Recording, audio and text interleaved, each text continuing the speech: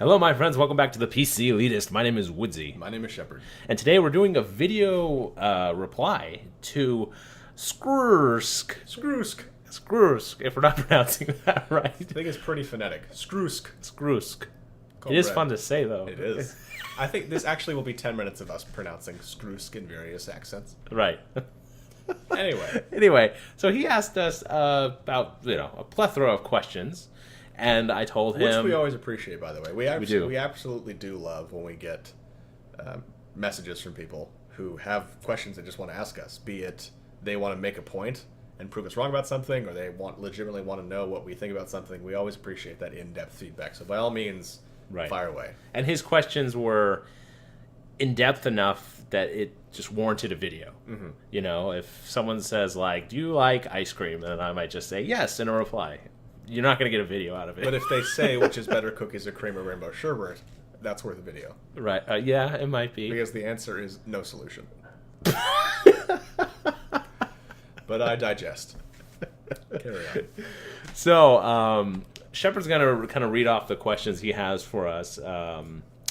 What was the first kind of subject he brought up? The first two subjects he brought up were two different examples of the same thing. And he was talking mainly about the Mass Effect 3 controversy with the ending. And how people loved the game, hated the ending. And if I'm checking, just kind of refreshing my memory, people, what they didn't like was they felt that your character choices during the game actually ended up being inconsequential. They didn't actually affect the ending. They didn't feel like they felt like there was a general lack of closure. I'm kind of getting these off Wikipedia, by the way, so this is not me being all-knowing and remembering this. Having not played Mass Effect 3, I had to refer to extra sources. Right. People felt there were lore contradictions, character and narrative inconsistencies, absence of a final boss battle, massive plot holes. So, basically, BioWare, as you'll remember, especially those of you who played it, certainly, they saw how all the vitriolic comments being hurled at them about how awful the ending was, that they actually created a new ending and released it. It was correctional DLC, I think as it's called. Right. And so the question that Skroorsk posed to us is that's all well and good, but is BioWare guilty of not staying true to their artistic vision? By basically seeing what the reaction was, and they didn't stand by their game. They didn't say, "Well, we're sorry you didn't like it, but that's the game we made. That's how we wanted it to end." Right. So he's asking first and foremost, by changing the ending, are they guilty of sort of giving in and compromising the integrity of their artistic vision? He also asks if that's a bad thing. And so that's the crux of his argument. But he also mentions PlanetSide and how, as many of you, if you do play PlanetSide, you know that they're constantly updating the patches, release a bunch of not just fixes, but changes to the gameplay, balancing tweaks, this, that, and the other. But if you played the beta, like Woodsie and I did, they were very involved with the community. The forums were very active. That game is almost unrecognizable from what the it beta. Was. The beta, yeah. I mean, just the flow of gameplay. It's almost unrecognizable, yet still the core elements are there. Yeah. And not to get too far off, because if you listen to us for a while, you know how much we love PlanetSide too. But what he's asking is, when developers are so intricately in communication with their community and are responsive to that, are they compromising their artistic integrity of, is their vision, we want to make this game, we're going to make it, or is their vision, we want to make the game that people are asking us to make? And I think that the final thing is, and this kind of ties into the Kickstarter discussion of, even before the game is made, how much of your artistic, your license to create your own game, how much of that are you sacrificing by kind of crowdsourcing ideas? But sticking specifically to Skroorsk's message, what do you think of? Let's start with Mass Effect 3. I think and you didn't play it, correct? I didn't play it either. No, so we have to. We're completely objective. We have no emotion in this discussion. Exactly. But he gave us enough information, and we feel that we can speak about it conceptually. Right. I think as a broader discussion that it, that's where it comes down to. Exactly. And I think that it's easy to mix up these two areas. Which two? He present Skroorsk and maybe people in general. Mm-hmm.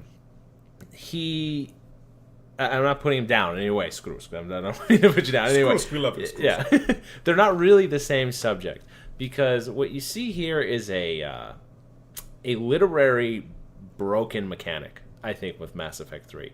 If there are inconsistencies to the mechanics and the way this world is supposed to work, and then you break those at the end, you have a broken storyline that doesn't work. So they're not true to their artistic vision. As if a gun is overpowered in a game, it's not their artistic vision that this gun should be overpowered. It just is broken. So I think, yeah, they might have made a mistake or maybe made a lazy ending for whatever reason and thought, oh, people will just love it. Those gamers, they'll just eat it up. So right? You're saying it's a difference of fundamental design flaw versus a mechanical flaw. I think if it really is contextually not correct with the rest of the game, then it's almost like a broken mechanic. It's just not, it didn't work. It's just not working the way, especially when you get into a game. Again, I haven't played it, but Mass Effect 3 has so much lore behind it. And when you get to that point, you have a huge movement of people when there's something not contextually correct. And you basically have a giant red shirt guy from the Blizzard convention who, like, corrected the Blizzard guys. Do you remember that story? I do. Okay. That's great. So imagine, like, 1 billion people just create that one guy, right? Okay? So it's just not right. Mm-hmm. So was he interrupting their artistic vision because there was a character in WoW that wasn't supposed to be there that died in some old book? No, there has to be a reason for his being there. Mm-hmm. Exactly. Okay? I think you make a good point. I would differentiate between... first of all, I think as a developer, not that you love this per se, but if you create a game that has certain developments of lore and characters and people correct you on it, that means they love and care about your lore. Right. You know, it'd be like someone correcting George Lucas if he made a mistake. People care enough to say, hey, that's not right. So to me, that would be a compliment. Right. But I think you do need to differentiate between they made a mistake in the eyes of consumers. Like they, whether it was laziness, incompetence, you know, you could come up with whatever reason you want. However it happened, it happened. There's a difference between you had inconsistencies that were glaring and kind of unacceptable. Right. Versus someone just makes a game that has a particular ending. You're like, no, I didn't like that ending at all. Right. Your whole story, I didn't really like it. Yeah. They're different. It's like, especially because it's a series. The analogy I picked up, and I'm gonna spoiler alert for anyone who's watched the Firefly series and Serenity. I'm about to say it. Okay, I won't say it. In the movie, someone dies. I won't say who. Okay, I appreciate that. Okay, one of the characters died. Is it Qui-Gon Jinn? Okay, a beloved character that we all, he dies. Oh, I said he. Okay, anyway, let's get past this. Okay. A lot of people probably didn't like that. Now, it's not contextually wrong. Mm-hmm. It's just something you didn't like that happened. Now, if Joss Whedon came back and said, we're going to make another movie, and I'm changing the ending of the last one because I don't want that guy to be dead, you would still be like, well, he's still kind of dead. Like, you wouldn't really accept it, he's supposed to be dead, but they changed it because they wanted to bring the character back. Mm-hmm. He would feel wrong. It's like a zombie character. Yeah, exactly. It would be like if at the end of Return of the Jedi, Darth Vader's mask comes up and you realize it's actually Obi-Wan. Like, it's not like some weird plot twist. It's just, no, you missed something major there, and it's kind of ruined the whole story. Right. If that'd be different from you just didn't like the fact that, oh, why did his dad have to die? Right. Exactly. Yeah. So if it's really something broken out of context, then I would agree with people saying, hey, your lore that you created just isn't right based on everything you've said before. So I give credit to them for saying, okay, you're right. It was not contextually correct. We're going to change it. Now, in regards to Planet Side, this is when you get down to mechanics balance. And balance is a different issue. And what was he specifically? Also, I think, and he does point out the fact that it's a single-player experience for Mass Effect versus a multiplayer experience for Planet Side. So that has to be distinguished. And it could be apples to oranges, and that's fine. We're willing to concede that. Because the multiplayer experience, balance plays almost infinitely more important issue. That because balance in a single-player game really can be corrected by if there's scalable difficulty. Right. Especially, I think his central point is, strictly speaking, the developers being respondent to the will of the community. Right. Let's talk about that. Okay. In the case of Planet Side, it is dangerous ground to be so adherent to what the community wants. But so far, they've done a very good job in explaining what it is they're trying to do to the community. Like, this is our vision. This is our overall vision. And I'll use an anecdotal, story. Is that one of the creators, I forget who, was talking about how AA is supposed to work, and that it's not supposed to just be like, oh, there's an enemy aircraft, I kill it because I'm using dual burster max or what have you. It's supposed to be, for the most part, to prevent them from coming into a deterrent. Yeah. Unless they get real brave and do something stupid and fly really, really far and close, then you can kill them. It's airspace, not control, but airspace control, or a no-fly zone, basically. To a large extent. And they want to preserve that, but they could still tweak if its effectiveness where it feels good, because when you come down to balance, it comes down to kind of a feeling. Does it feel good in this area? So far they haven't gone past the point of where we're just doing whatever the community tells us. And he mentions, for example, the rumor that melee weapons will be introduced. Well, but like, just as an example that he gave, like that to me, I don't see that fundamentally changing gameplay. Right. Unless, of course, it's like the Halo 2 energy sword, where it's easier to kill someone with that than a gun. In the case of that's true. Mm-hmm. Again, it's all in balance, right? Mm-hmm. Yeah. How balanced are they? It's like in the case of PlanetSide 2, it really comes down to priorities. If they're going to prioritize putting in new melee weapons over land and continent locking and a bunch of other gameplay aspects that people want, then I have a problem with it, because I don't agree with your priorities. Mm-hmm. But that doesn't mean I don't want the thing in there. It just means I'd rather you fix X first before you go to Y.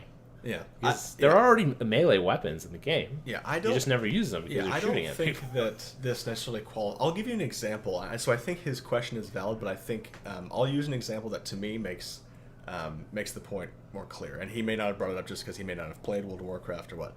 When Blizzard changed the balance of two classes in particular, one was Shadow Priests, and the other was Elemental Shamans. I can't remember what year this was, but if you'll remember, there was a time when Shadow Priests were not a viable DPS rating class. And also, Enhancement Shamans were not a viable rating class for DPS either. When they changed, if the community basically said, I want my Shadow Priest to be stronger, I want my Enhancement Shaman to be stronger, and they legitimately went all the way on the other side and overpowered the hell out of both of those classes, to me, that was being guilty. And not that I'm saying like they had this one single vision of what an Enhancement Shaman was supposed to be, or an Elemental, sorry. But I feel like they heard what the community was saying, and they went so far in the other direction. And what ended up happening was people who didn't change anything about their character, suddenly the dynamics were completely changed. Right. Especially as some classes were tweaked for PvP. I feel like I didn't do anything from last night to today, but the way you changed the game changed my experience rather drastically. Right. Especially if your class got nerfed. Right. And like I felt to a certain extent that hunters got nerfed. And so I didn't like it when my hunter got nerfed. But I feel like, to me, that was more of an example of, it may not be your artistic vision per se, but I feel like you caved when you didn't need to. And it affected me, and it shouldn't have. Right. And all it was people complaining because they felt like their class needed to be stronger. Yeah. In the case of WoW, they really did go beyond their original vision. Yeah. And started bending their back to the community, where it was... Yeah, and it started... Like, we could do a whole video on that, so... Exactly. But to me, that's an example of a company who... And I love Blizzard, by and large. But I feel like that to me was pretty disappointing. Yeah. Mm-hmm. But I do think there are games, and the Mass Effect 3 provides such a great case study because it's such a drastic example of a company literally created a different ending and released it. Right. It would... Imagine a movie doing that. People hate the... Like, imagine if The Sopranos... The series finale of The Sopranos, imagine if people hated that so much that they went back and filmed a different ending and re-released it. Right. See, yeah, that to me, it's all about why it happened. Yeah. Why are you mad about the ending? I just didn't like that happened. Yeah, exactly. Okay, well then I don't agree with changing it. Mm-hmm. If it's contextually wrong, then I agree with it. Mm-hmm. So, because it's broken, it's not right. What else did he ask? He asked us three other questions, but two that we'll get to in this video. One is, if you have not played a Mass Effect game or do not enjoy them, why? Start with you. This is just a personal thing with me. It started with the Baldur's Gate series, which I never really got into. I don't deny that they're good games. So don't say, you hate it. No, I don't hate it. There's just a thing with me where I want to either control one guy or an army. Like StarCraft and RTS, or like The Witcher. I'll just want one guy. You start giving me like 4 guys to deal with, I get then their personalities. I don't like it, and I don't know what it is. I was like that with the Might and Magic series. You either want the complete depth of a character, you want the holisticness of a character, or you want 1,000 guys with no name, no family that you know of. You just want to slaughter mercilessly. Right. You don't want to know about 4 guys. There's one exception to that recently, and that was Legends of Grimrock. And it was just, I think because it was technically 4 people, but it was the kind of simplistic gameplay to where you really didn't feel like you were dealing with 4 people. I don't need to deal with people arguing with each other and your guy like saying, I'm done with you, and leaving when I just invested time into that guy. I understand it makes for great storytelling, but it's just not in me to it's just not my thing. I don't know what it is. Give me an army or give me one guy. I don't want 4. The reason I've never played any of the Mass Effect games is much simpler than that. It started with a lack of exposure. I never was around them. I didn't know friends who were playing them. I was never exposed to it, and I never had an interest in playing it. So I just never picked it up. It's just, I've been aware of their existence, but they escaped me. So that's pretty simple. Yeah, that's my answer to that. And he also, and I realize now as I'm reading this, I don't know why it didn't dawn on me earlier. He asked, why do we use the names Woodsie and Shepherd? And I imagine he asks that because Shepherd is the main character of Mass Effect, and I might go by the handle Shepherd. Right. But I'll let you answer first. Why the name Woodsie? The Woodsie Lord has been my handle in games since I could remember. Well, I can remember since I played the first Thief game, which was obviously the bad guy named the Woodsie Lord. And I just always loved that character in particular. And it was always one of those names that I could go to that was available. The Woodsie Lord was always available, so I was always the Woodsie Lord. And I loved getting like that every once in a while. Someone was like, I love Thief. And I go, yeah, me too. And that was it. That's our conversation. That was it. And then when we started doing the channel, it's just a natural thing to just be called Woodsie. I wouldn't have you called me the Woodsie Lord all the time. That would get annoying. Shepherd is short for Shepherd Book, character from aforementioned Firefly and Serenity. So it has nothing to do with Mass Effect, has nothing to do with, I think Shepherd is the name of a general in one of the Call of Duty games, Modern Warfare games, I can't remember. He's also in Crisis. Yes, Shepherd is also in Crisis, but it comes from Firefly, and here's an interesting story got a good lineage with that name. It does. I will tell you that just using the name Shepherd is impossible in games because almost everyone creates a character named Shepherd. Right. Even Shepherd Book, it depends on the game. If it's a sci-fi type game, there are sci-fi fans, so the Shepherd Book is taken. But I will say this, I can't remember what game I was playing. I think it was Ghost Recon Online. It was a first-person shooter with a multiplayer component. I was Shepherd Book. It may have been Modern Warfare. Are you sure it wasn't Retribution? Blacklight? Maybe. Anyway, I was Shepherd Book. I'm in a server. I die, spawn right back up. I get shot right in the head. On my screen it says, Shepherd Book has been killed by Malcolm Reynolds. If you get the reference, I love you. If you don't, I'm sorry. This guy was not in the server. He wasn't hunting me down. As soon as he killed me, he typed in general chat, no! Because he'd realized what he'd done. So that's where our names come from. I haven't been killed by someone named Garrett yet.